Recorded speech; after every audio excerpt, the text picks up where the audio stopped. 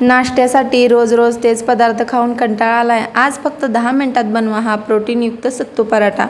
सत्तू पराठा करताना ही एक चूक करू नका, नाही तर पराठा फुटेल।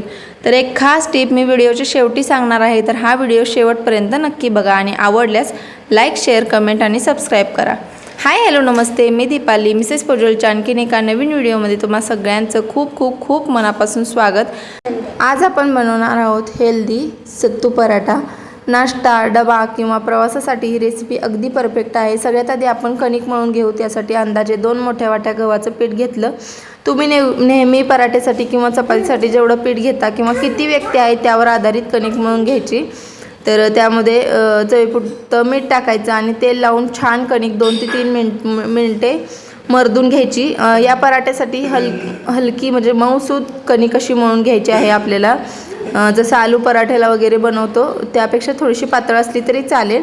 तर आता कणिक मर्दून झाकून ठेवलेली आहे। तर आता आपण सारणाची तयारी करूया। सगळ्यात आधी 10 ते 12 मिरच्या मिक्सरच्या भांड्यामध्ये घेतलेल्या आहेत। त्यानंतर एक थोडेसे जिरे, अर्धा चमचा एवढे आणि चवीपुरतं मीठ आणि भरपूर अशी कोथिंबीर घातली आणि मिक्सरला हे बारीक वाटून घ्यायचं।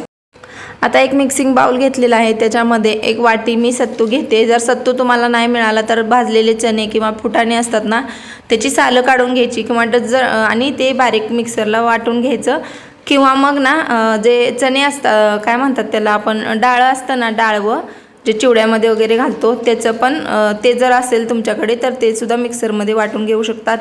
तेच म्हणजे सत्तूच असतं, तर त्याच्याने सत्तू बनतो। तर तुम्हाला पुढे रेफरन्ससाठी मी एक पॅकेट ठेवलेलंच आहे। ते भुना हुआ जे चना असतो ना, म्हणजेच भाजलेला चणे, फुटाणे आपल्याकडे म्हणतात। तर मला थोडंसं हिंदी आणि मराठीचं कन्फ्युजन होतं आहे, त्याबद्दल सॉरी बरं का।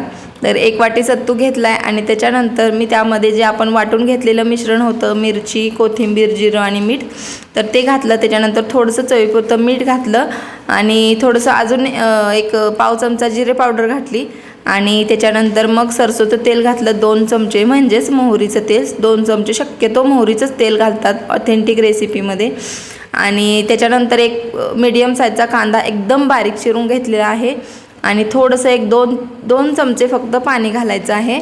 आणि यामध्ये अजून एक महत्त्वाची गोष्ट सांगायला विसरले, जो आपला आंब्याचं लोणचं असतं त्याचा जो खार असतो ना, किंवा तेल तुमच्याकडे काय म्हणतात मला माहीत नाही, तर आंब्याचं लोणच्याचा जो खार किंवा तेल असतं ते घालायचं आहे। 1 ते 2 चमचे, तुम्हाला जेवढं आंबट पाहिजे असेल किंवा कमीत कमी 2 चमचे तर घाला। आणि जर ते नसेल तर एक अर्धा लिंबू थोडंसं बिया काढून पिळून घ्यायचा, म्हणजे थोडंसं खट्टा फ्लेवर आला की पराठा खूप छान लागतो। तर चला, आता छान सारण बनवून तयार आहे। कणिकसुद्धा छान भिजली आहे, मऊसूद अशी। अजून एकदा थोडंसं मी मळून घेतली आणि त्याच्यानंतर एक रोटीचा किंवा चपातीसारखा एक छोट्या आकाराचा गोळा घेते। तर आता हे थोडंसं ना लाटून घ्यायचं, पसरून घ्यायचं, कारण आपल्याला सारण भरताना सोपं जातं म्हणून। आणि मिश्रण म्हणजे सारण बनवताना ना व्यवस्थित मॅश करून हाताने एकदम व्यवस्थित कांदा वगैरे सगळा फोडून घ्यायचा आणि छान एकसारखं मिश्रण बनवायचं सारणाचं, म्हणजे पराठा फुटणार नाही। तर चला, आता छान सारण जेवढं बसतंय तेवढं भरायचं त्याच्यामध्ये आणि छान हलक्या हाताने पराठा लाटून घ्यायचा। अगदी जाडसर असाच ठेवायचा, जास्त पातळ करायचा नाही। सत्तू पराठा थोडासा जाडच असतो। एक मोठ्या पुरीच्या किंवा एका फुलक्याच्या आकाराचा हा पराठा मी लाटून घेते। तुम्ही बघू शकता अजिबात फुटलेला नाही पराठा। तर छान असा हलक्या हाताने लाटून घेतला। त्यानंतर तवा अगोदरच मी गरम करायला ठेवला होता, थोडंसं तूप टाकलं, त्याच्यावरती पराठा टाकला आणि छान असा क्रिस्पी होईपर्यंत तर मीडियम टू हाय फ्लेमवर हा पराठा भाजून घ्यायचा। तर आता वरून मी मस्त असं तूप टाकते, तुम्ही तेल टाकू शकता, बटर लावू शकता किंवा तुपात भाजलं तर छान क्रिस्पी होतो पराठा, म्हणून मी तूप टाकते।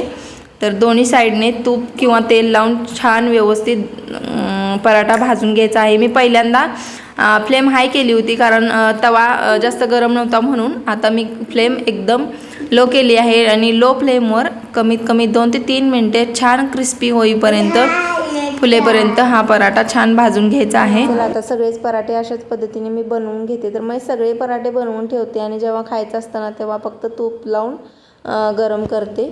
तर चला, आता शेवटी एक खास टिप, तर सारणामध्ये कांदा जो घालतो ना, तो अगदी बारीक, तुम्ही जेवढा बारीक चिरू शकता किंवा चॉपरमध्ये सुद्धा चिरून घेऊ शकता, जेणेकरून पराठा फुटणार नाही.